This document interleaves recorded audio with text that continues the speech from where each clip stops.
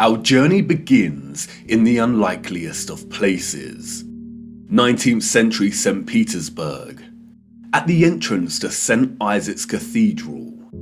The city cold, the early morning mists dissipating with the approach of the sun, and our boots caked in mud. The year is 1860, and while St. Petersburg stands regal and proud, its inhabitants are nowhere to be found. It is quiet, too quiet.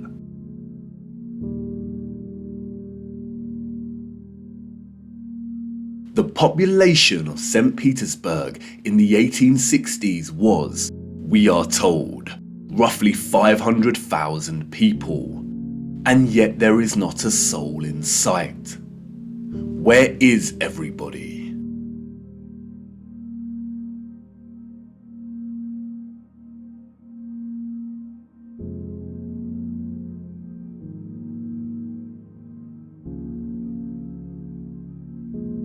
The long shadow of Alexander Column gives us a clue as to the time of the sun's journey above this region. Long shadows only occur during morning or evening. It must be morning, but it appears that no one has surfaced yet.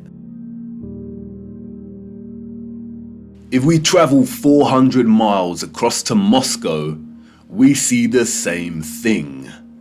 Empty, quiet streets. In 1860, Moscow shared a similar population with St. Petersburg, roughly 500,000 citizens. But again, where is everybody?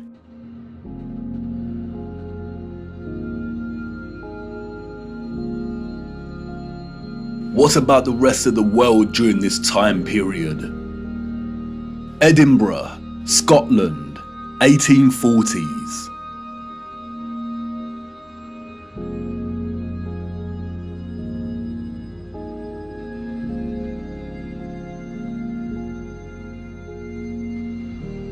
Copenhagen, Denmark, 1840s. Dresden, Germany, 1860s.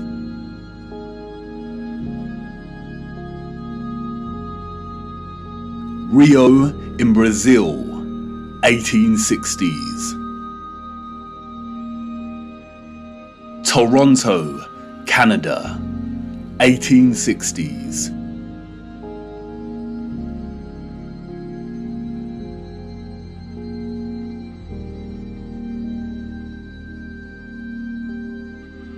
Athens in Greece, 1860s.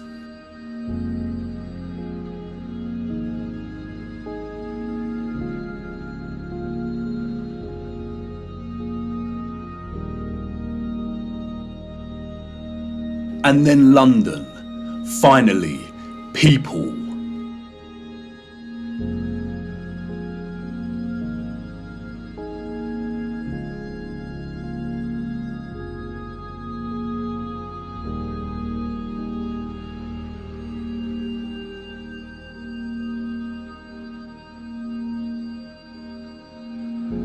And what about Paris? People, life.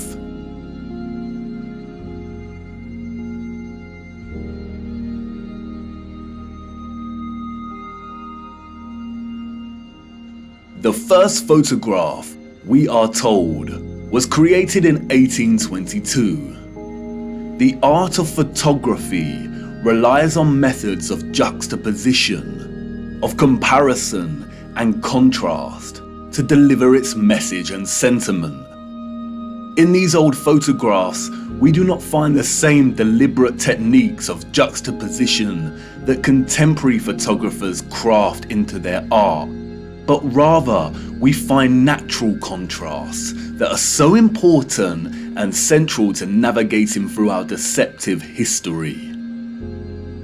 Contrast is a phenomenon, natural or artificial, in which meaning is generated and conveyed through the comparison of two opposing elements.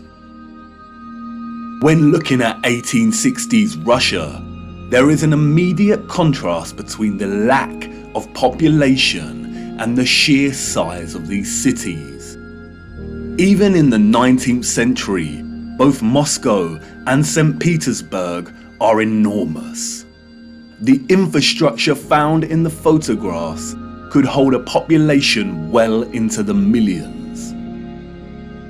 Why are the cities so vast if the population was only 500,000 in each?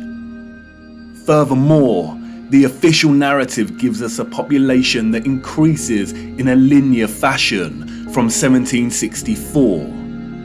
Many of the buildings we see here were built years before the photograph was taken. Did the Russians just plan well in advance? But it's when the population is introduced into these photographs that a new contrast emerges that is staggering. That is, between the people and the environment itself. It may be the reduced population numbers, or it may be the monochromatic starkness of the black and white images, but they present to us something that we've lived amongst our entire lives and never paid any mind to. That is, the enormity and impossibility of the architecture. As we engage with the industry and act of tourism, we journey from place to place and observe, taking it all in, learning, hearing, and being told what we are looking at and how it came to be. And standing in front of a structure like the Arc de Triomphe in Paris, we might even exclaim, "Wow, how did they do this?" But the moment, inextricably wrapped up in the busyness of the scene, perhaps prevents us from really asking that question with sincerity.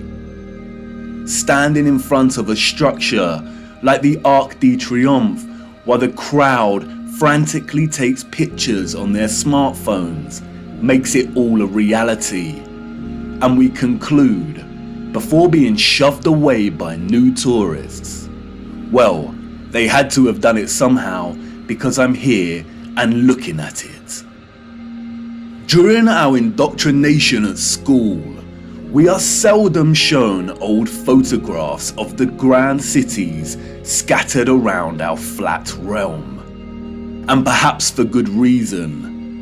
Because when we marinate on images like this and are presented with the visual evidence of a very primitive Victorian people dotted around like grasshoppers within the shadows of the most magnificent, grandiose, brilliant architecture a human could ever imagine, we begin to have doubts. Indeed, how did they build this? The Arc de Triomphe is made from 36,695 cube meters of limestone and weighs 95,407 tons, or just over 95 million kilograms. They tell us it took 12 years to build the giant arch in two different periods, between 1806 to 1814 and between 1832 to 1836. How did they transport this amount of limestone with the same horse and carts that we see in the photographs? Look closer at the four sculptures that adorn each of its sides. Look at the intricacy of the sculptures and the patterning of the ornamentation that frames the arch. Each section is perfectly repeated without any deviation or inconsistency. The first true power tool was not invented until 60 years after this arch was completed. They tell us this was crafted by hand. Is that even possible?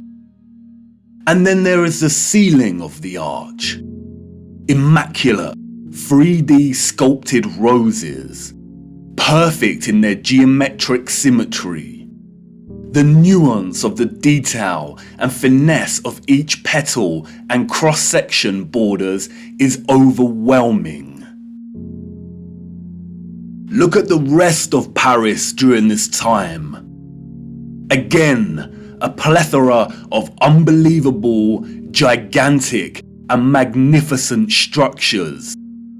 The city's infrastructure glorious, and the people and their means of transport primitive, unsophisticated, and seeming not at all developed to the point of producing a city like this. The roads are improperly paved and uneven. They are dirty and muddy. We also see buildings during this period in which the architecture aligns with the inhabitants. Buildings of misshapen proportions, less developed and refined, charming in their own way, but coarse in their use of wood and plaster. This is exactly the type of architecture we expect of a generation of horse and cart. A generation ignorant to the discoveries in technology that would follow in the years to come. Furthermore, at the time of this photograph, the arch is roughly 40 years old since its completion. Yet can you see how worn some of the parts of the structure are? We see weathering on the stone that suggests the arch is much older.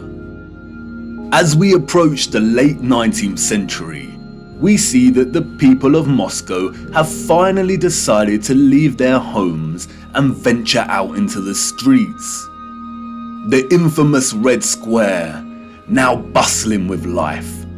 St. Basil's Cathedral and the Spasskaya Tower dominate the frame of the square. The construction of St. Basil's Cathedral began in 1555 and was completed in 1561, a mere 6 years. It suffered a huge fire in 1737 and underwent restoration over a 20-year period. But look at it. What a structure. Almost unreal and like no other. It is composed of thousands of red bricks and tin sheet metal that has been shaped into the distinctive onion domes we see. Look closer at the intricacy of the domes. How did they bend metal to achieve such precision and perfection in the 18th century? And again, if they had the skills and dedication to build a wonder such as this, then why are the conditions of the road so poor and covered in mud? We see these incredible structures and buildings everywhere in 19th century photography. We have the wondrous Crystal Palace of London, a monstrous structure with the greatest area of glass ever seen in a building, and all constructed before England had automatic glass manufacturing. We have Westminster Abbey and Parliament. We have the old Euston Arch, constructed out of pure sandstone in 1837, and streets unpaved and full of mud. Why did these people not prioritize the streets they walked upon? The Frauenkirche, the domed masterpiece of Dresden, Germany. Its intricate and opulent splendor in direct contrast with the beat-up wagons and horse-pulled carts of the people below, a people dependent on the bare necessities. A people completely dwarfed by its size and majesty. The Library of Parliament in Ottawa, Canada, built over a period of 17 years. The first major settlers arrived in 1800, and at the time of construction, the city's population was under 20,000. Would a grand, glorious library really be a priority for settlers? Why does the building look like it's been cropped out of Europe and pasted into Canada? Even at the turn of the century, 40 years before Bosch economized the power tool, we have the old Penn Station in New York. Look at the size of this. Completely mind-blowing proportions. As we can see here in the photograph, each octagonal, sculpted pattern on the arched dome ceiling is larger than one individual human. Look at the gigantic columns and detailed acanthus leaves decorating the tops of each pillar. They tell us this station took 6 years to build. 6 whole years. Yeah, right. Why are we so gullible? Even without access to modern power tools, printable construction pieces, and crane technology, we could not reproduce this today. And more importantly, we don't reproduce this type of architecture today. The official liars of our world have an umbrella term for this type of architecture that we see in North America. They call it historism. Historism is a term coined to describe a style of architecture that is revival in nature, or in other words, copies the style of another period in time. The grand arches and buildings with giant columns we see are built in the classical or Greco-Roman style, and the cathedrals are built in the Renaissance and Gothic styles of medieval Europe. Components of these particular styles of architecture feature large spires, arched windows, towers, turrets, domes, arcaded arches, sculptures, enormous doors, circular geometric windows, columns, clock faces, and bell towers. Traces of this impossible architecture are literally found everywhere, in every city and across our world today.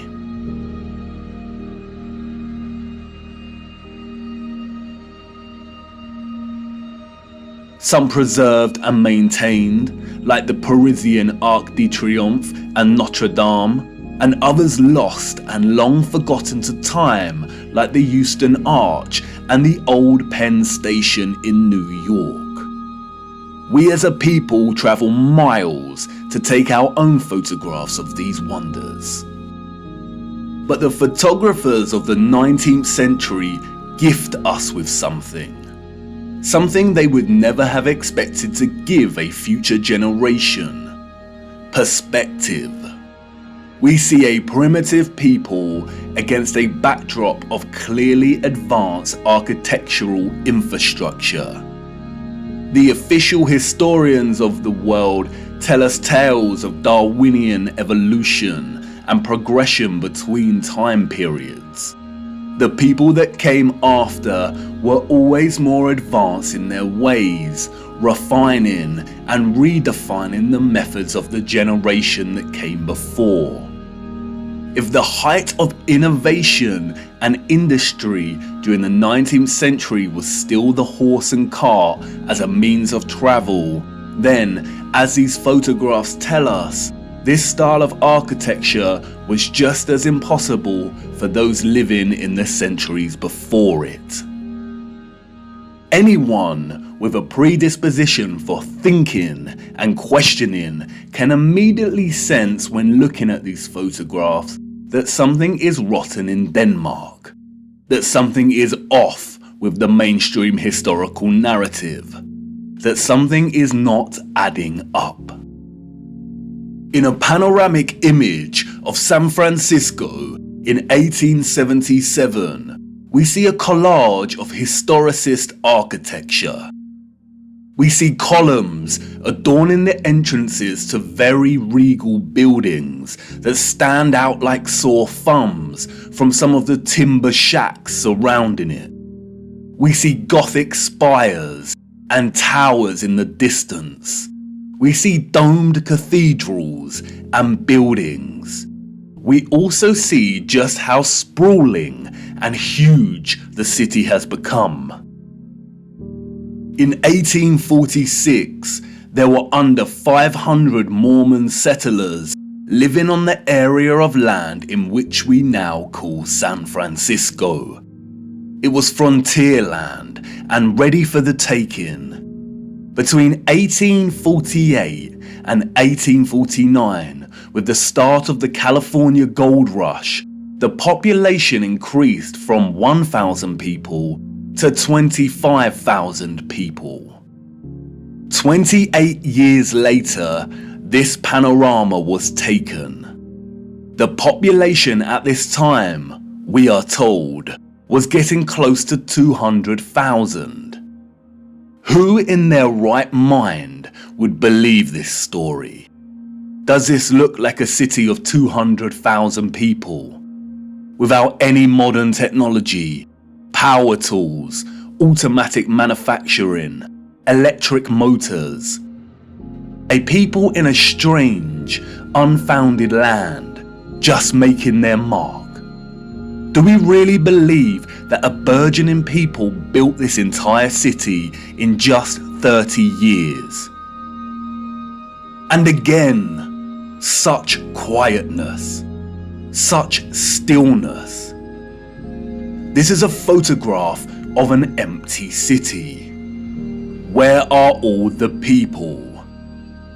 The shadow of the post here tells us that it is not the early hours of the morning. Short shadows only appear toward midday. A city of this scale at noon should be bustling with life. But there is not a single person in the shot of this panorama. The only life we see is that of a horse without any master in sight. It seems highly unlikely that all the people were told to stay indoors because a cityscape photo shoot was taking place. And this silent scene becomes all the more eerie when we consider that there is intention behind the lens. Someone was there, standing at a vantage point and taking this photograph. But who? And for what? And what are the chances that in the 19th century, during similar decades, we see deserted Russian, European, and North American cities photographed like this?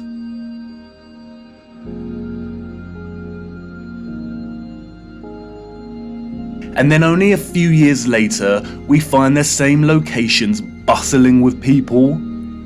A people clearly incapable of building the architecture found in these cities.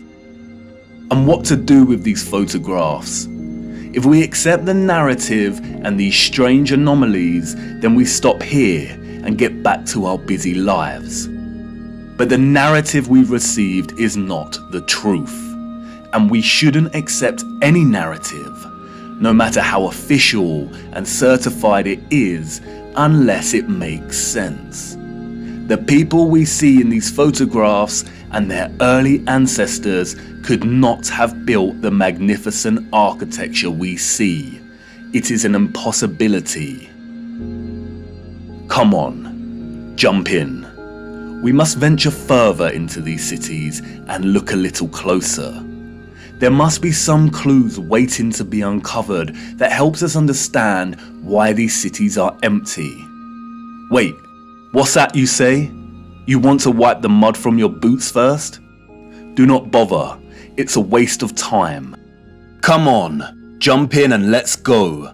For it is the mud that offers us some small clues as to what could have occurred during this time period.